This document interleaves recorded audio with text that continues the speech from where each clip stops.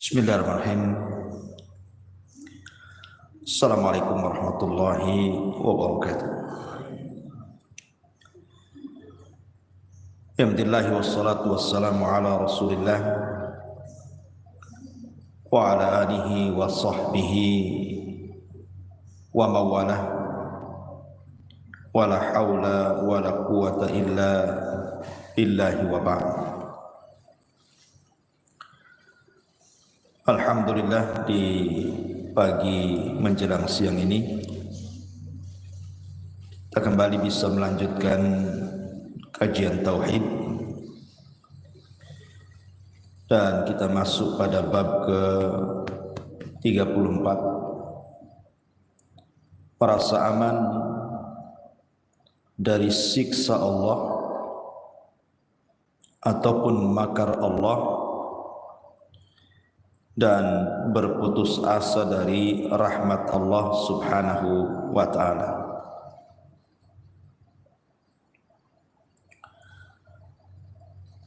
Kemudian pengarang kitab ini mencantumkan beberapa dalil, di antaranya firman Allah subhanahu wa ta'ala surah Al-A'raf ayat 99, afa aminu makrallah fala ya'manu makrallah illal qaumul khasirin maka apakah mereka merasa aman dari azab Allah? Sesungguhnya tidak ada yang merasa aman dari azab Allah kecuali orang-orang yang rugi. Dan Allah subhanahu wa ta'ala mengatakan dalam surah Al-Hijr ayat 56, wa man yaqnut min rahmati rabbihi illa dhalun, dan tiada yang berputus asa dari rahmat Rabbnya kecuali orang-orang yang sesat. Kemudian diriwayatkan juga dari Ibnu Abbas radhiyallahu anhuma, ketika ditanya tentang dosa-dosa besar, walaupun sebagian ulama menganggap sanadnya lemah,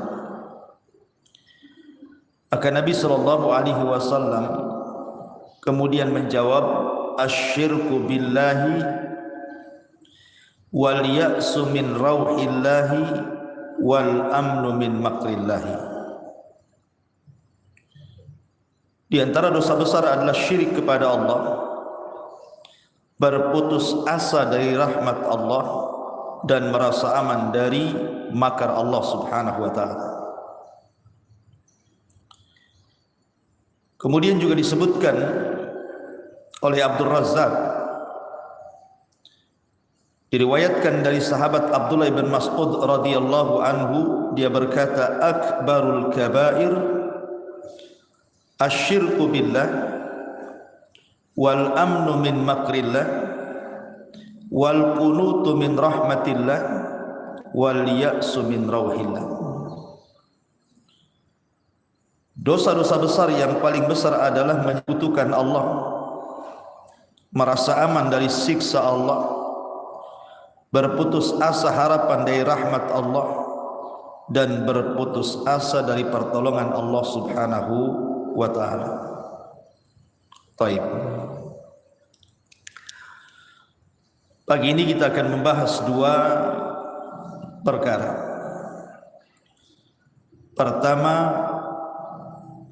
merasa aman dari makar Allah subhanahu wa ta'ala atau siksa Allah, dan kebalikannya berputus asa dari rahmat Allah subhanahu wa ta'ala. Ma'asyiral muslimat yang dimuliakan Allah subhanahu wa ta'ala, kita tahu bahwa sebab terbesar kenapa orang itu gemar melakukan maksiat, kecanduan dengan maksiat, tidak mau berhenti dengan maksiat, penyebabnya adalah karena dia merasa aman dari makar Allah, atau dengan kata lain karena dalam hatinya tidak ada rasa takut kepada Allah Subhanahu wa taala. Ini yang menyebabkan kenapa orang itu tidak mau berhenti dari maksiat.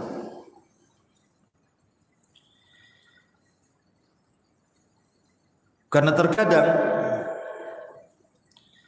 apabila ada orang yang kemudian ibadahnya kurang, bahkan sama sekali tidak beribadah kepada Allah Subhanahu wa taala,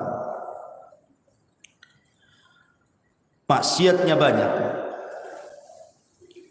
tetapi kehidupannya secara zahir nampaknya senang saja, sehat-sehat saja, usahanya lancar, ketawa-ketawa saja, dan begitu seterusnya. Sehingga kemudian ada orang yang menjadikan dalil, buktinya si fulan tidak salat, tidak baca Quran, tidak hadir di majlis ta'lim, tidak ada apa-apa, tidak ada musibah yang menimpanya. Akhirnya orang-orang pun mulai mengikuti langkah dan contoh si fulan yang bermaksiat tapi tidak diazab. Lihat perkataan orang-orang saat melihat Qarun keluar dengan kemegahannya. Allah Subhanahu wa taala berfirman, "Fa kharaja ala qaumihi fi zinatihi qala alladziina yuriduna al-hayata ad-dunya ya laita lana mithla ma utiya Qarun." Maka ketika Qarun keluar kepada kaumnya dengan kemegahan, orang-orang yang tidak menginginkan, orang-orang yang rakus menginginkan kehidupan dunia berkata, mudah-mudahan kita mempunyai harta kekayaan seperti apa yang diberikan Allah kepada Qarun. Dan kebanyakan manusia seperti itu. Kebanyakan manusia seperti itu. Mereka merasa aman dari makar Allah karena melihat orang lain juga tidak ditimpakan musibah. Padahal mereka tidak salat, mereka tidak ibadah, hidupnya tenang-tenang saja. Maka akhirnya dia pun mengucapkan seperti ucapan Qarun, seperti ucapan orang-orang yang melihat Qarun, ya laita lana mithla ma utiya Qarun. Mudah-mudahan kita mempunyai harta kekayaan seperti apa yang diberikan kepada Qarun. Akhirnya kemudian tanpa melihat bagaimana orang itu berhasil, bagaimana orang itu bekerja dari awal sehingga jadi kaya raya, sehingga menjadi pejabat dan begitu seterusnya, dia pun mengikuti jejak orang itu tapi dengan cara yang keliru, menghalalkan segala cara. Persis seperti sabda Nabi SAW, sayati alaikum zaman la yubalil mar'u bima akhadal mal. Akan datang zamannya di mana orang-orang tidak peduli saat mengambil hartanya, saat mengambil kekayaannya, amin halalin amin haramin, ataukah dia mengambil dari yang haram ataukah dari yang halal, enggak peduli. Yang penting dia bisa kaya seperti dia, bisa punya pangkat jabatan seperti dia. Akhirnya dia merasa aman dari makar Allah dan tidak takut kepada Allah Subhanahu wa taala.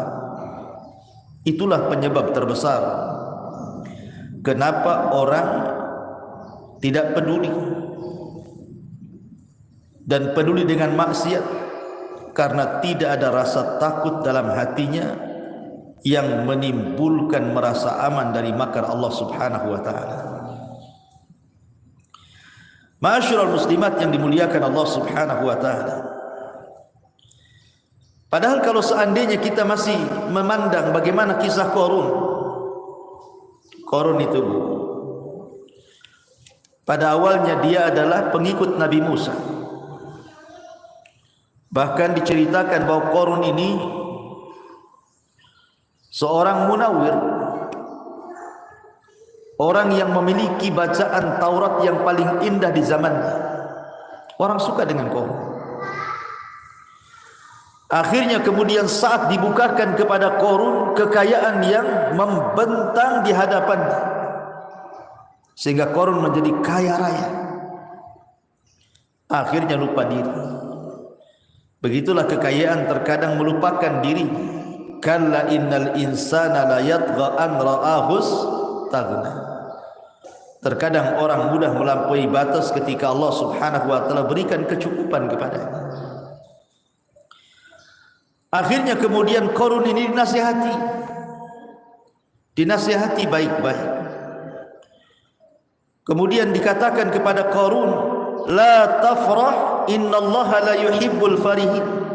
Qarun, jangan senang dulu, karena Allah Subhanahu wa taala tidak suka kepada orang-orang yang menyombongkan dirinya. Allah tidak suka dengan orang-orang yang menyombongkan dengan hartanya. Wabtaghi fima ataqallahu daral akhirah wala tansa nasibaka minad dunya wa ahsin kama ahsanallahu ilaik wala tabghi al-fasada fil ard innallaha la yuhibbul mufsidin. Kemudian orang-orang baik ini pengikut Nabi Musa menasihati lagi, Qarun, carilah pahala negeri akhirat dengan apa yang telah dianugerahkan Allah kepadamu. Artinya hartamu itu gunakan di jalan Allah, tetapi jangan sampai engkau lupa bagianmu di dunia, dan jangan sampai lupa untuk berbuat baik kepada orang lain sebagaimana Allah telah berbuat baik kepadamu. Sebagaimana Allah sudah membentangkan kekayaan kepadamu, maka kau harus berbuat baik kepada manusia. Berikan haknya, hartamu kepada manusia, zakatnya, sedekahnya. Dan janganlah kamu berbuat kerusakan di bumi ini, karena sungguh Allah tidak menyukai orang-orang yang melakukan kerusakan. Artinya Qarun itu sudah dinasihati agar jangan sombong, karena Allah tidak suka dengan yang sombong. Jangan merusak di bumi, karena Allah tidak suka orang-orang yang merusak. Sebagaimana Allah telah berbuat baik kepadamu dengan melimpahkan harta, maka kau juga harus berbuat baik kepada manusia. Jadi Qarun ini sudah dinasihati, tetapi mental nasihatnya, dia pun lalai dengan kehidupan dunia. Hartanya menutupi akal dan juga hatinya. Justru dia menjadi orang yang paling membangkang nabinya. Maka apa yang terjadi ketika Qarun merasa aman dari makar Allah, tidak takut kepada Allah, maka Allah Subhanahu wa taala firmankan, fa khassafna bihi wa bidarihi al-ardha fama kana lahu min fi'atin yansurunahu min dunillah wa ma kana minal muntasirin.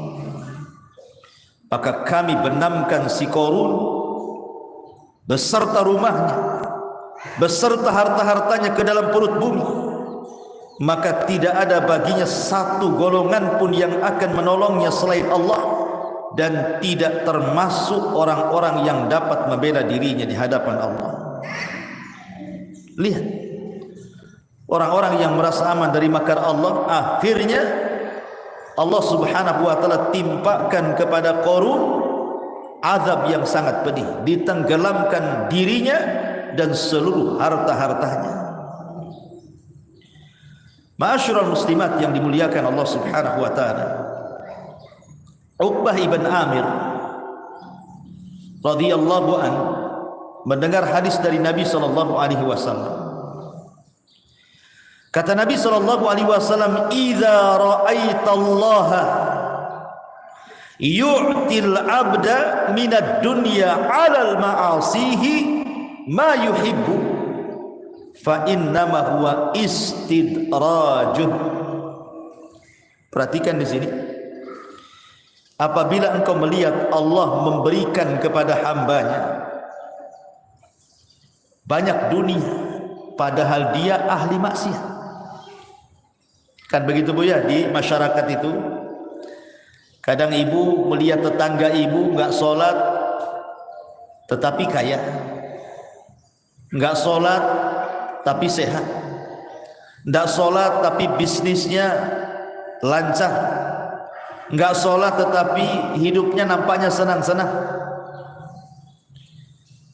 Apa kata Nabi SAW, kalau engkau melihat Allah memberikan sesuatu kepada hambanya dari dunia, padahal dia di atas kemaksiatan kepada Allah Subhanahu wa ta'ala, bahkan dia cinta dengan maksiat itu, kata Nabi SAW, fa innama huwa istidraj, itu hanya istidraj saja Bu. Apa istidraj itu Bu? Istidraj itu artinya Allah sengaja membiarkan, dibiarkannya dia sampai pada waktunya Allah kirim azabnya. Makanya kemudian Rasul Nabi SAW membacakan sebuah ayat kepada kita semuanya setelah mengatakan seperti itu, falamma nasu ma dzukkiru bih fatahna alaihim abwaaba kulli syai'in hatta idza farihu bima utu akhadnahum baghtatan fa idza hum mublisun. Maka ketika mereka melupakan peringatan yang telah diberikan kepada mereka, kami pun membukakan semua pintu kesenangan untuk mereka. Ketika mereka melupakan peringatan yang telah diberikan kepada mereka, kata Allah, kami pun membukakan semua pintu kesenangan untuk mereka. Mereka tidak salat, mereka maksiat, tapi mereka senang dengan dunia, dibukakan dunia lebar-lebar kepadanya. Tetapi apa yang terjadi? Sehingga ketika mereka bergembira dengan apa yang telah diberikan kepada mereka dari Allah, akhadnahum baghtatan fa idahum mublisun, maka siksa mereka Allah atau kami siksa mereka secara tiba-tiba, maka ketika itu mereka terdiam berputus asa. Begitulah Allah Subhanahu wa ta'ala terkadang membiarkan orang itu di atas kesenangan dulu, di atas kesenangan dulu, setelah kemudian merasa senang, merasa sombong, merasa tidak takut, merasa kemudian aman dari makar Allah Subhanahu wa ta'ala, maka Allah Subhanahu wa ta'ala akan mengirim azabnya sekonyong-konyong. Baru tahu kalau Allah Subhanahu wa ta'ala ala kulli syai'in qadir, atas segala sesuatu maha mampu. Perhatikan sebuah kisah yang disebutkan oleh Allah dalam surah Al-Qalam. Ini menunjukkan bahayanya merasa aman dari makar Allah. Allah Subhanahu wa ta'ala berfirman, inna balawnahu kama balawna ashabal jannati idh aqsamu la yaslimunnaha musbihin wa la yastathnun fatafa 'alaiha ta'ifun min rabbika wa hum na'imun fa asbahat kassarin fatanadaw musbihin aniddu ala harthikum in kuntum sarimin fantalaqu wa hum yatakhafatun alla yadkhulannaha al-yawma 'alaykum miskin wa ghadaw ala hardin qadirin falamma ra'awha qalu inna ladhalun bal nahnu mahrumun qala awsatuhum alam aqul lakum laula tusabbihun qalu subhana rabbina inna kunna zalimin Fa aqbala ba'duhum ala ba'di yatalawamun. Qalu ya wailana inna kunna taghin asa rabbuna an yubdilana khairan minha inna ila rabbina raghibun. Jadi ada kisah, Bu, begini kisahnya. Di zaman dulu ada orang kaya, kaya raya. Tetapi dia orang baik, Bu. Orang kaya ini orang baik. Dia punya kebun yang sangat luas sekali, dipenuhi dengan buah-buahan. Apabila datang waktu panen, maka dia akan undang orang-orang miskin untuk memetik buah-buahan tersebut. Jadi dia mendahulukan orang-orang miskin biar mengambil yang baik-baik. Setelah orang-orang miskin itu mengambil jatah-jatah mereka, kemudian pergi, barulah kemudian pemilik kebun ini memanennya, kemudian menjualnya. Tapi dengan cara itu Allah lapangkan kekayaannya. Karena bagaimanapun dalam syariat Islam, ma naqasa min mali sadaqah, tidak mungkin berkurang harta yang disedekahkan. Mana ada, Bu? Hari ini orang punya kebun, sebelum orang yang punya kebun memanennya, dia datangkan orang-orang miskin suruh petik-petik sendiri. Kemudian setelah dipetik yang baik-baik, kemudian orang-orang miskin sudah mendapatkan jatah, kemudian pulang, baru kita yang memanennya. Mana ada hari ini kayak gitu, Bu? Tapi ini terjadi di zaman dulu. Akhirnya kemudian meninggallah orang kaya yang baik ini. Punya anak 5, yang 4 jahat, yang 1 baik. Yang tengah-tengah ini baik, yang nomor 3 ini. Yang nomor 1, nomor 2 jahat, yang nomor 3 baik, nomor 4, nomor 5 jahat. Jadi akhirnya kemudian yang 4 anaknya ini mengatakan, bapak kami ini bodoh. Ngapain orang-orang miskin itu dikasih jatah? Coba kalau seandainya kita jual semua hasilnya, tentu kita akan kaya dan semakin kaya. Akhirnya kemudian mereka pun bermakar, membuat tipu daya. Dengan cara apa? Mereka akan datang pagi-pagi buta sebelum orang-orang miskin datang, dan mereka akan memanennya duluan sebelum orang-orang miskin tiba. Dan mereka mengatakan tidak akan memberi sedikit pun bagian kepada orang miskin. Ada saudaranya yang baik, yang tengah-tengah, menasihati jangan seperti itu, bapak kita tidak seperti itu. Tetapi yang 4 bersaudaranya, mereka kompak untuk tidak lagi memberikan jatah kepada fuqara wal masakin, bakhil. Maka apa yang terjadi? Perhatikan ayatnya. Inna balawnahum kama balawna ashabal jannati idh aqsamu la yasrimunnaha musbihin. Sungguh kami telah menguji mereka sebagaimana kami telah menguji pemilik-pemilik kebun ketika mereka bersumpah pasti akan memetik hasilnya di pagi hari.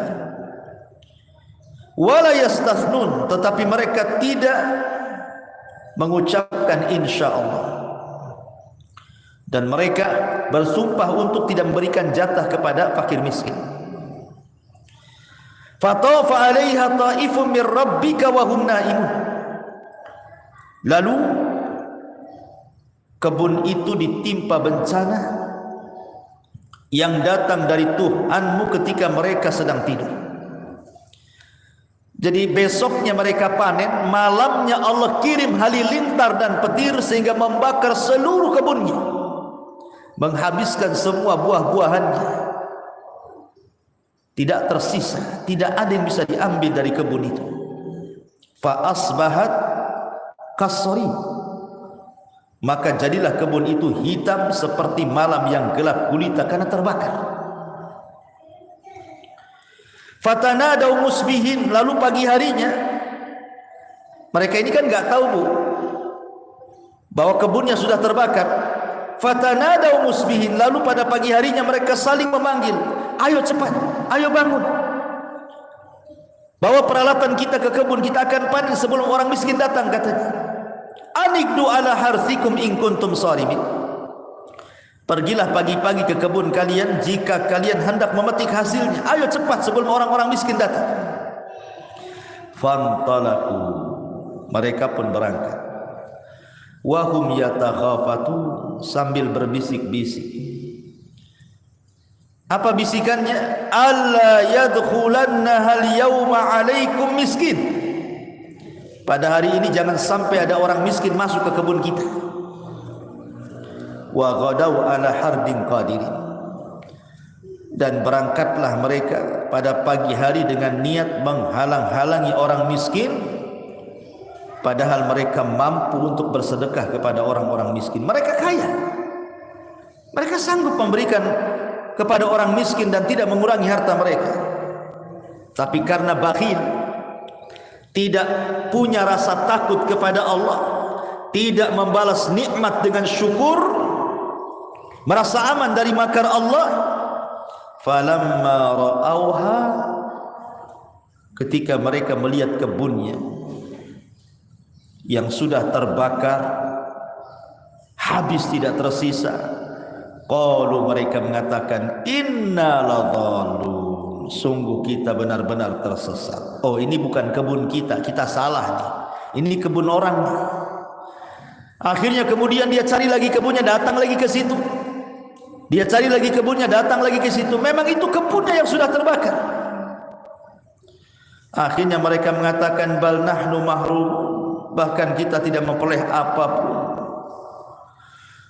Makanya orang yang tengah-tengah dari anak si bapak kaya yang baik ini mengatakan, qala awsatuhum, berkatalah seseorang yang paling bijak di antara mereka, alam aqul lakum laula tusabbihun, bukankah telah kukatakan kepada kalian, maka mengapa kalian tidak bertasbih, memuja Tuhan, bersyukur kepada Allah, memberikan jatah kepada fuqara wal masakin.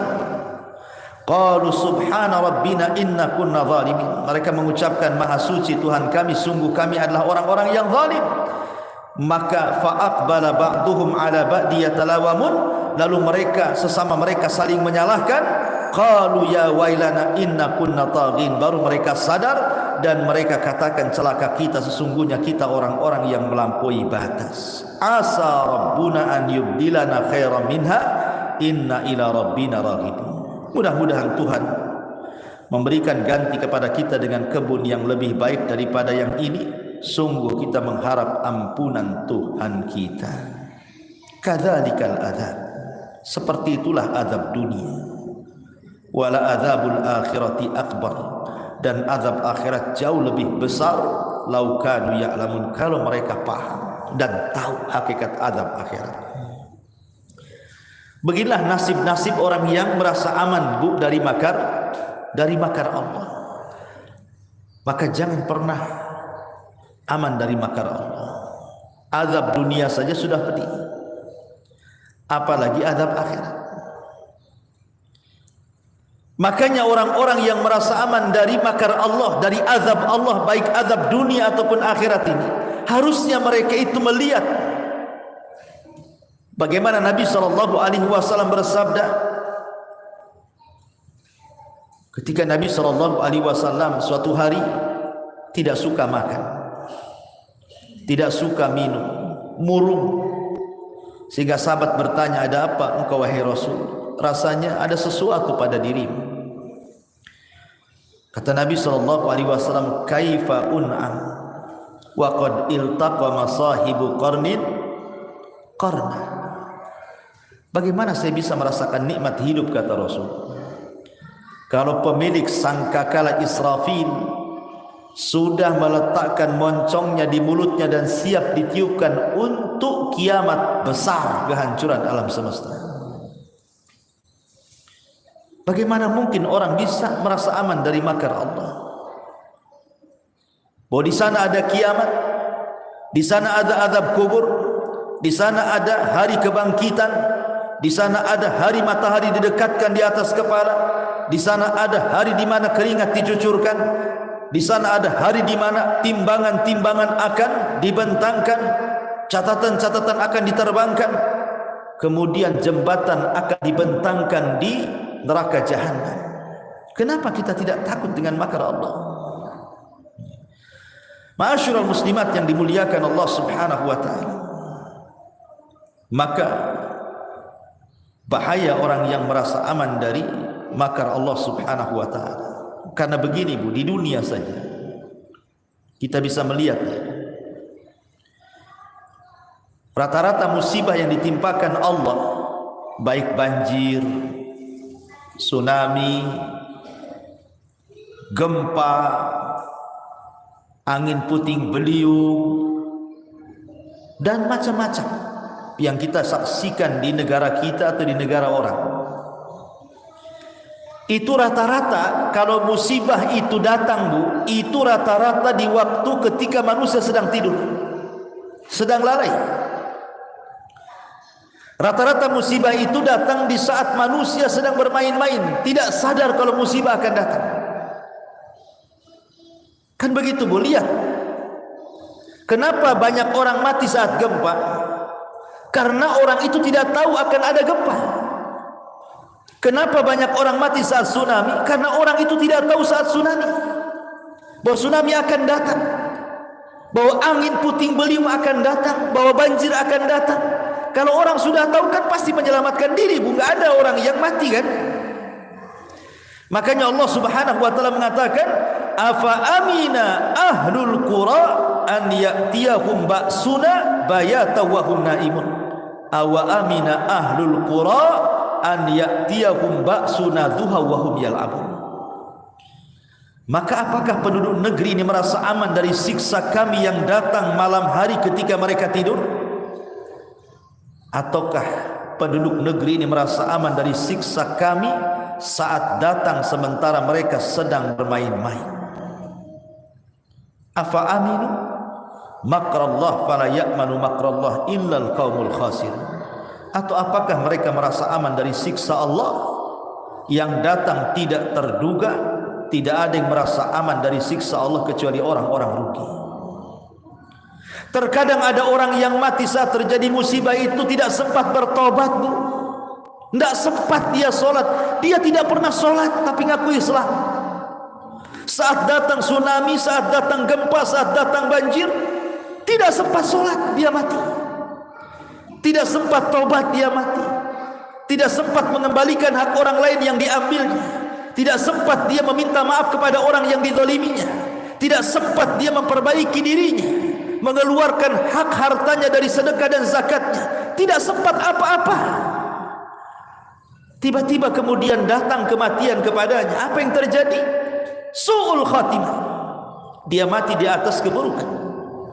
Apa ini yang diinginkan? Itulah bahayanya kalau orang tidak takut kepada Allah dan kalau orang itu merasa aman dari makar Allah Subhanahu wa ta'ala. Ma'asyiral muslimat yang dimuliakan Allah Subhanahu wa ta'ala.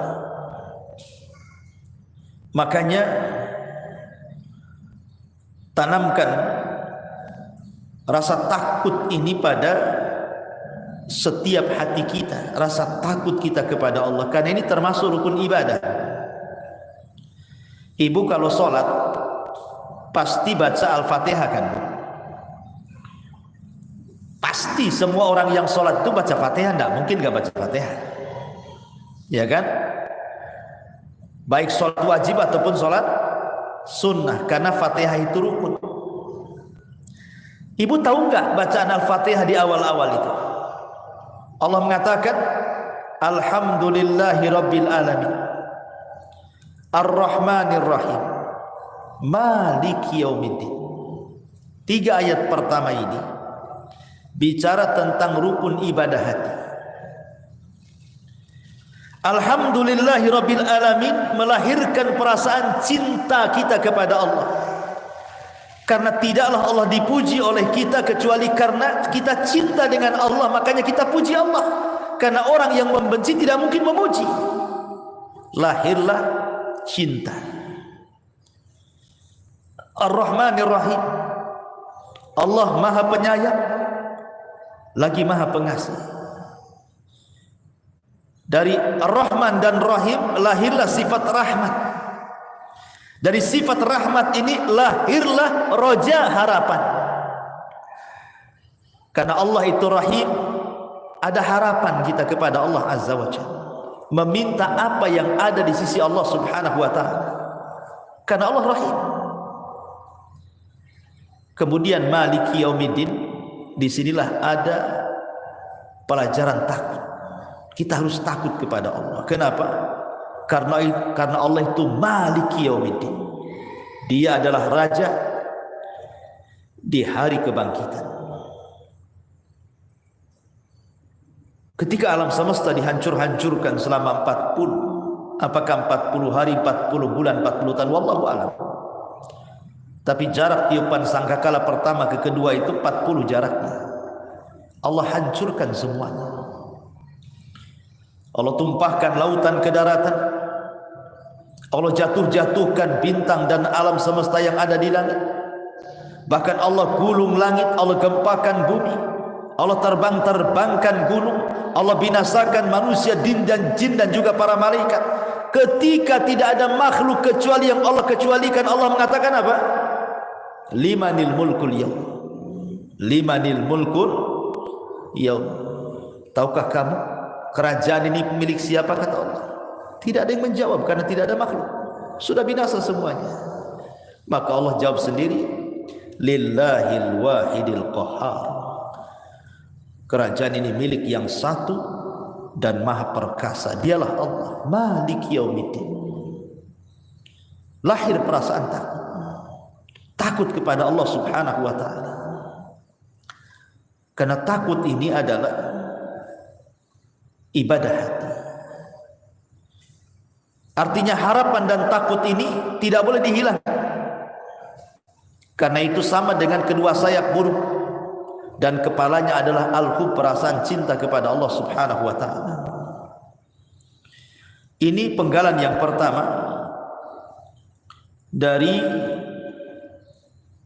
mu'alif rahimahullahu ta'ala, merasa aman dari siksa Allah.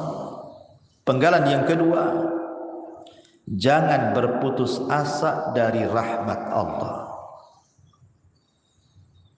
Dan ini kebalikannya. Kalau merasa aman dari makar Allah, maka orang ini tidak punya rasa takut.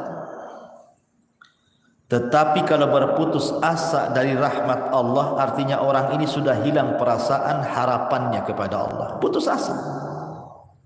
Dan dua-duanya dosa besar. Tidak boleh. Adapun putus asa dari rahmat Allah Subhanahu wa Ta'ala, maka Allah Subhanahu wa Ta'ala berfirman kepada orang-orang yang mereka dirundung putus asa dari rahmat Allah Subhanahu wa Ta'ala. Allah Subhanahu wa Ta'ala berfirman di dalam Al-Quranul Karim, La taqnatu min rahmatillah. Jangan kalian putus asa dari rahmat Allah Subhanahu wa Ta'ala. Putus asa dari rahmat Allah itu terbagi menjadi dua. Putus asa dari rahmat Allah itu terbagi menjadi dua. Pertama, putus asa dari perkara akhirat. Yang kedua, putus asa dari perkara dunia. Apa bedanya? Kalau putus asa dari perkara akhirat, dia merasa bahwa dosa yang sudah dilakukannya tidak akan diampuni oleh Allah Subhanahu wa Ta'ala, sehingga dia putus asa. Kan ada orang-orang itu yang banyak melakukan dosa, bukan? Akhirnya stres. Gimana caranya saya mati? Apakah saya bisa masuk surga atau tidak? Bagaimana nanti di kuburan? Bagaimana ini dan itu? Ketakutan dia. Akhirnya bertobat pun tidak, yang ada stres. Itu putus asa dari akhirat namanya. Dia tidak paham bahwa Allah itu Ghafurur Rahim. Allah itu Maha Pengampun dan Maha Penyayang bagi hamba-hambanya. Kita lihat satu kisah, Bu. Ketika Nabi Musa alaihi salatu wasalam duel dengan tukang-tukang sihir Fir'aun, akhirnya kemudian Musa berhasil mengalahkan tukang-tukang sihir Fir'aun itu. Itu bukan tukang sihir biasa, Bu. Itu tukang sihir pilihan. Dari semua tukang sihir yang ada di seleksi. Jadi tukang-tukang sihir yang melawan Nabi Musa itu bukan kaleng-kaleng, bukan tukang sihir rendahan, tidak. Itu sudah pilihan Fir'aun itu. Yang sakti-saktinya itu yang dipilih itu. Kemudian mereka pun duel dengan Nabi Musa. Mereka tidak sadar siapa yang dihadapi Musa. Kalimullah, ulul azmi, Nabi, Rasul, punya mukjizat. Ketika mereka melemparkan tali-talinya sehingga dihayalkan seolah ular yang menyerang Nabi Musa, maka Allah perintahkan Musa untuk melempar tongkatnya, tiba-tiba jadi ular beneran, bukan hayalan. Kalau mereka kan ular hayalan, kalau Nabi Musa ular beneran, besar lagi, kadang membesar, kadang mengecil, memakan tambang-tambang itu. Berkomat kamitlah dukun-dukun Fir'aun itu, tetap saja tidak bisa merubah ular Nabi Musa, karena itu bukan hayalan, itu beneran. Itu mukjizat dari Allah. Ketakutan akhirnya. Karena ketakutan, menyerahlah tukang-tukang sihir Fir'aun itu, tiba-tiba bertobat. Kemudian sujud kepada Allah Azza wa Jalla. Ketika kemudian mereka tukang-tukang sihir itu sujud kepada Allah, mengikuti agamanya Nabi Musa, Fir'aun marah. Kemudian Fir'aun mengatakan, amantum qabla an adzananakum. Berani-beraninya kalian beriman kepada Musa sebelum aku izinkan. Subhanallah, beriman saja harus izin si Fir'aun. Akhirnya Fir'aun pun mengatakan, kalau begitu kubunuh kalian semua, kalau kalian tidak murtad kembali. Akhirnya Allah takdirkan tukang-tukang sihir yang tobat ini istiqomah pula dia, tidak mau murtad. Akhirnya Fir'aun membunuh semua tukang-tukang sihir itu. Abdullah ibn Abbas radhiyallahu anhu mengatakan, lihat tukang-tukang sihir itu. Di pagi hari mereka saharatun fajar, menjadi tukang sihir yang jahat. Tapi di sore hari syuhadaun barar, tukang-tukang sihir itu menjadi para syuhada, orang yang mati syahid dan mati di atas kebaikan. Dan Allah masukkan mereka ke dalam surga. Yang ingin saya katakan, tukang-tukang sihir Fir'aun itu tidak pernah sujud kecuali satu kali. Tidak pernah beribadah kecuali hanya satu kali sujud saja itu, seumur hidupnya. Mereka bergelimang dengan kesyirikan, menyembah berhala, menyembah Fir'aun. Mereka tidak punya kebaikan sama sekali. Mereka hanya sujud satu kali, habis itu dibantai oleh Fir'aun. Kata Abdullah ibn Abbas radhiyallahu anhuma, lihat tukang-tukang sihir Fir'aun itu. Di pagi hari mereka tukang sihir yang jahat, tapi di sore hari mereka menjadi para syuhada yang baik. Apa maknanya?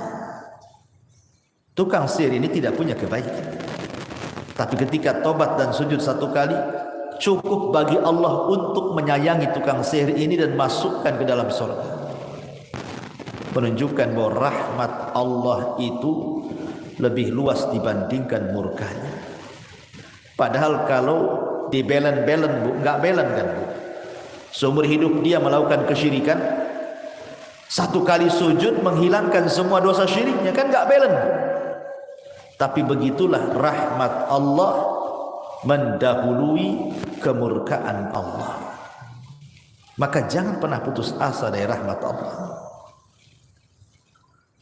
Jangan pernah putus asa dari rahmat Allah. Dahulu ada orang yang banyak melakukan dosa, Bu. Banyak dosa yang dilakukannya. Entah berapa dosa tidak terhitung yang sudah dia lakukan. Sampai dia ketakutan saat hendak meninggal. Akhirnya dia kumpulkan anak-anaknya dan berwasiat. Nah, kalau bapakmu mati, bakar bapakmu. Kemudian nanti debunya, abunya itu sebar di semua lautan yang ada di bumi. Sebab kalau Allah mampu membangkitkan diriku, tentu Allah akan mengazab diriku dengan azab yang belum pernah ada azab sebelum dan sesudahnya, katanya. Dia berwasiat begitu kepada anaknya, saking ketakutannya kepada Allah Azza wa Jalla. Dia mengatakan, nak, bakar aku, debunya nanti sebarkan ya di semua lautan di bumi. La in qadirallah, kalau Allah takdirkan mampu membangkitkan diriku, la yu'adzibanni azaban la yu'adzibuhu ahadun minal alamin. Sebab kalau Allah mampu membangkitkan diriku, dia akan mengazab aku dengan azab yang belum pernah ada siapapun diazab di alam semesta ini. Akhirnya betul-betul mati, Bu. Wasiatnya pula kemudian dilakukan anak-anaknya, dibakar pula itu badannya. Habis itu abunya disebar di banyak lautan. Dia tidak tahu bahwa Allah itu ala kulli syai'in qadir. Allah itu mampu atas segala sesuatu, apalagi membangkitkan walaupun sudah jadi debu. Tiba-tiba Allah kumpulkan debu-debunya, kemudian dibangkitkan kembali, kemudian dihadapkan ke hadapan Allah. Kemudian Allah Subhanahu wa taala berfirman kepada orang ini, ma fa'alta, apa namanya, apa yang membuat kamu melakukan seperti itu wahai fulan? Apa yang membuat, apa alasan kamu sehingga engkau melakukan seperti itu, berwasiat kepada anak-anakmu untuk dibakar, disebar abunya? Kalau Allah sanggup membangkitkan diriku, aku akan diazab yang tidak pernah ada orang di alam semesta diazab sepertiku, katanya. Ma hamalaka ala'an fa'alta bikada. Apa yang membuat kamu untuk melakukan seperti itu wahai fulan? Maka orang ini mengatakan, khaufuka ya Rabb, karena rasa takutku kepadamu. Akhirnya apa? Karena dia punya rasa takut kepada Allah, datanglah rahmat Allah kepadanya. Ketika Allah mengetahui alasannya, karena takut, Allah sudah tahu alasannya apa, tapi Allah ingin menguji, apa yang membuat kamu melakukan seperti ini? Dia mengatakan, khaufuka ya Rabb, karena takutku kepadamu. Ketika dia mengatakan, karena takutku kepadamu ya Rabb, sehingga aku berwasiat seperti ini, datang rahmat Allah di sini.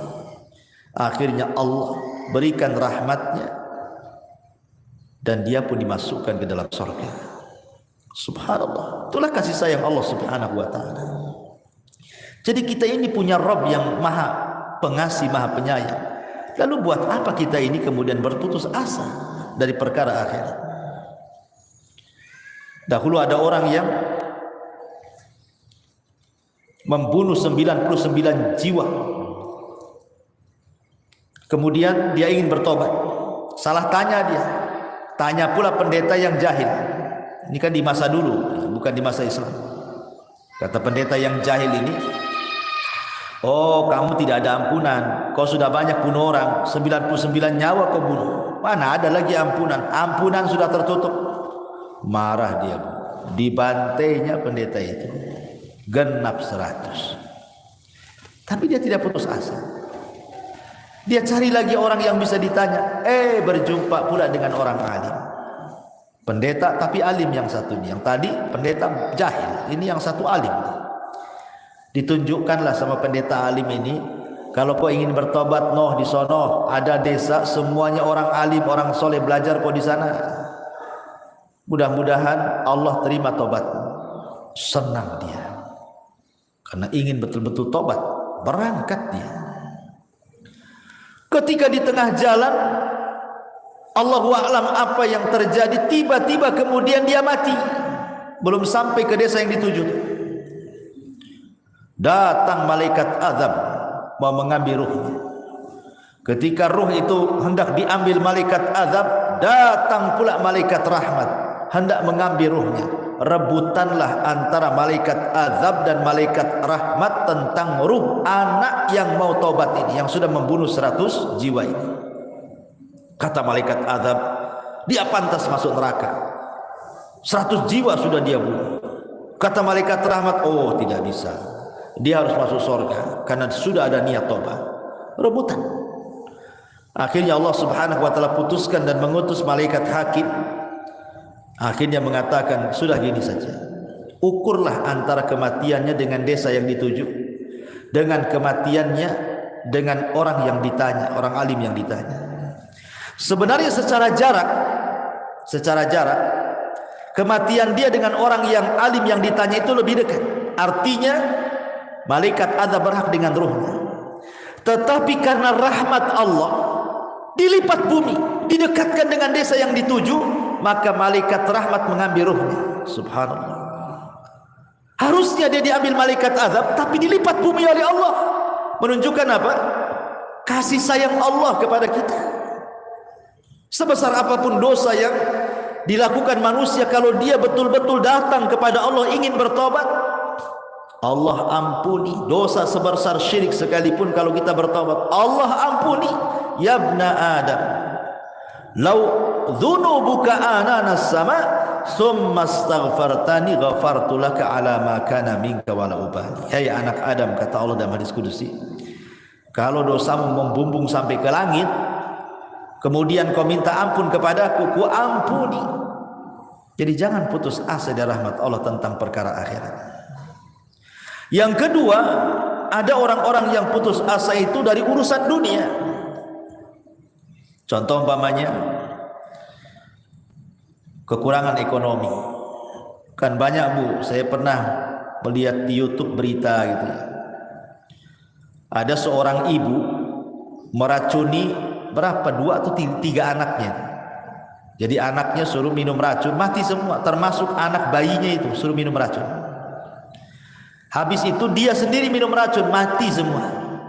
Dia dan 3 anaknya, termasuk anak bayinya, diajak mati bareng-bareng. Kemudian dia nulis surat. Isi suratnya itu ditujukan kepada suaminya. Kemudian isi surat itu intinya adalah mereka sudah tidak sanggup lagi hidup karena harus menanggung 3 anaknya. Dia tidak sanggup hidup karena tidak sanggup menanggung anak-anaknya, mencari nafkah untuk cari makan anak-anaknya. Akhirnya putus asa mengakhiri hidupnya. Lihat, dan berita seperti ini bukan 1-2 kali berita, tapi selalu ada berita yang semakna dan semisal berita ini. Orang-orang yang bunuh diri karena putus asa. Masalah ekonomi, masalah dunia. Dia tidak yakin bahwa Allah itu Rahim. Allah yang mengatakan dalam Al-Quran, nahnu narzukukum wa iyahum, aku loh yang memberikan rizki kepada kalian dan anak-anak kalian. Kita ini hanya berusaha saja melangkah cari, nanti Allah tunjukkan semua ada rizkinya. Wa ma min dabatin fil ardi illa 'ala Allah rizquha, tidak ada binatang yang melata kecuali ada rizkinya. Dan Allah tidak mewafatkan seorang hamba kecuali Allah sempurnakan rizkinya. Dan malaikat pembawa rizki utusan Allah tidak mungkin salah alamat saat memberikan rizkinya. Putus asa, ya, putus asa dari rahmat Allah. Ma'asyiral muslimat yang dimuliakan Allah subhanahu wa ta'ala, maka jangan pernah putus asa dari rahmat Allah hanya karena kefakiran. Atau ada juga berita kan, orang sakit parah, ya kalau saya nggak salah itu kasusnya, lupa saya, tapi intinya orang ini sudah sakit bertahun-tahun, mungkin sudah merasa merepotkan anak-anaknya, merepotkan saudaranya, dan dia pun sudah menahun sakitnya, tidak sabar dengan sakitnya. akhirnya mengakhiri hidupnya. Dia tidak sabar dengan penyakitnya, akhirnya bunuh diri, dia mengakhiri hidupnya karena tidak sabar dengan penyakitnya, putus asa dari rahmat Allah Subhanahu wa taala. Nah, ini juga ada tuh kejadian-kejadian seperti ini. Orang-orang putus asa karena tidak tahan menahan penyakit. Padahal kalau dia tahu bahwa di balik penyakit itu ada sabar, dan di balik sabar itu ada sorga, dan di balik sabar itu menggugurkan dosa-dosanya, tentu dia akan berusaha untuk sabar, dan Allah akan berikan terbaik kepadanya. Tapi banyak orang yang putus asa dengan rahmat Allah sehingga dia tidak bersabar, akhirnya mengakhiri hidupnya. Ma'asyiral muslimat yang dimuliakan Allah Subhanahu wa taala, ataupun dia tidak sabar dan putus asa ketika dia berdoa kepada Allah tapi kok tidak kunjung diijabah gitu ya. Usahanya gulung tikar terus. Kemudian buka usaha ini gulung tikar lagi, buka usaha itu gulung tikar lagi. Akhirnya putus asa, jadilah dia penjahat. Kalau gitu saya maling saja dah. Jadi copet aja lah, enak. Yang halal aja susah dicari, apalagi yang haram kata. Kan ada orang putus asa, ketika dia putus asa cari yang halal, lari ke yang haram. Makanya dahulu kan pernah saya ceritakan di zaman Ali radhiyallahu anhu itu, ada pengemis datang ke rumah Ali minta sesuatu. Kata Ali, tunggu, saya punya uang 4 dirham, dicari-cari lupa dia naruh. Akhirnya pengemisnya putus asa untuk menunggu, nyuri pula pelananya kudanya Ali, pulang dia. Ketika sudah ketemu uangnya, dicari-cari pengemis itu, manalah pengemis tadi itu, rupanya sudah pergi. Datang pembantunya Ali, pelana kudanya dicuri gitu. Kata Ali, ya sudahlah, ini ada uang 4 dinar, 4 dirham, kau belilah pelana baru. Akhirnya pembantunya Ali ini pergi ke pasar, cari pelana, dapat pula pelana. Harganya sama juga 4.000 dirham. Ketika Ali melihat, lah ini kan pelana kita katanya. Kau dapat dari mana? Dari pasar wahai Ali. Bagaimana sifat-sifat penjualnya? Begini-begini. Allahu Akbar, itu kan pengemis tadi katanya. Coba kalau dia mau bersabar, dia mendapatkan 4.000 ini dengan cara halal, tapi karena tidak sabar, putus asa, dia pun dapat dengan cara haram. Lihat. Jadi ada orang-orang yang putus asa seperti ini kan. Bahkan ada yang putus asa itu sampai kafir, Bu. Sampai berani dia menggantikan iman dengan kekafiran dong. Ya. Ketika dia nikah dengan orang bule, dengan orang barat, dengan orang seberang gitu kan. Kita perempuannya muslimah, laki-lakinya kafir, non muslim. Tidak sabar dia dengan mempertahankan agamanya, karena tergiur dengan dunia yang ditawarkan suaminya yang kafir itu. Bisa dia pindah agama tuh, Masya Allah gitu ya. Hanya gara-gara rumah suka jadi, dia bisa tuh melepas Islamnya jadi kafir. Dia tidak tahu bahwa istana di sorga itu tidak ada bandingannya. Jangankan istana, sisir sorga saja lebih baik dibandingkan dunia dan isinya. Bisa dia menukar agamanya karena putus asa, kufur nikmat jadinya. Maka jangan sampai kita ini putus asa dari rahmat Allah Subhanahu wa taala. Lihat para nabi mengajarkan kepada kita untuk tidak putus asa dari rahmat Allah. Nabi Allah Zakaria sudah tua, istrinya sudah tua dan juga mandul. Dia tetap saja berdoa kepada Allah ingin dapat anak. Akhirnya Allah karuniai Yahya ibn Zakaria. Ibrahim sudah tua, istrinya Sarah juga sudah tua, bahkan dikatakan mandul. Tapi Ibrahim tidak berhenti berdoa, terus berdoa. Akhirnya kemudian datang 3 malaikat menghabarkan, fabasyaruhu bigulamin halim. Maka mereka menghabarkan kepada Ibrahim akan lahirnya anak muda yang berakhlak, yang cerdas, Ishak ibn Ibrahim. Jadi para nabi mengajarkan kepada kita untuk tidak putus asa dari rahmat Allah Subhanahu wa taala. Karena 2 perkara ini kata Nabi sallallahu alaihi wasallam putus asa dari rahmat Allah, kemudian merasa aman dari makar. Ajarkan kepada kita untuk tidak putus asa dari rahmat Allah Subhanahu wa taala. Karena dua perkara ini kata Nabi sallallahu alaihi wasallam, putus asa dari rahmat Allah, kemudian merasa aman dari makar Allah, dua-duanya adalah dosa besar. Sebagaimana perkataan Ibnu Mas'ud, akbarul kabair asyirku billah wal amnu min makrillah wal kunutu min rahmatillah wal ya'su min rauhillah. Dosa besar yang paling besar adalah menyekutukan Allah, merasa aman dari siksa Allah, berputus asa harapan dari rahmat Allah, berputus asa dari pertolongan Allah Subhanahu wa taala. Wallahu a'lam bishawab. Ini yang bisa saya sampaikan. Baik, sebelum saya tutup, silakan kalau ada yang bertanya.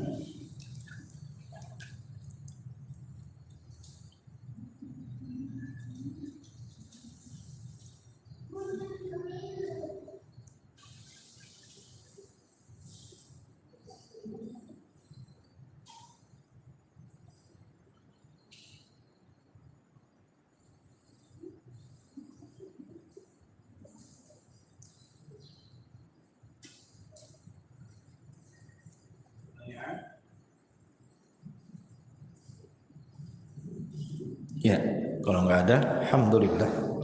Subhanaka wa bihamdika, asyhadu an la ilaha illa anta astaghfiruka wa atubu ilaik. Allahu ta'ala. Assalamualaikum warahmatullahi wabarakatuh.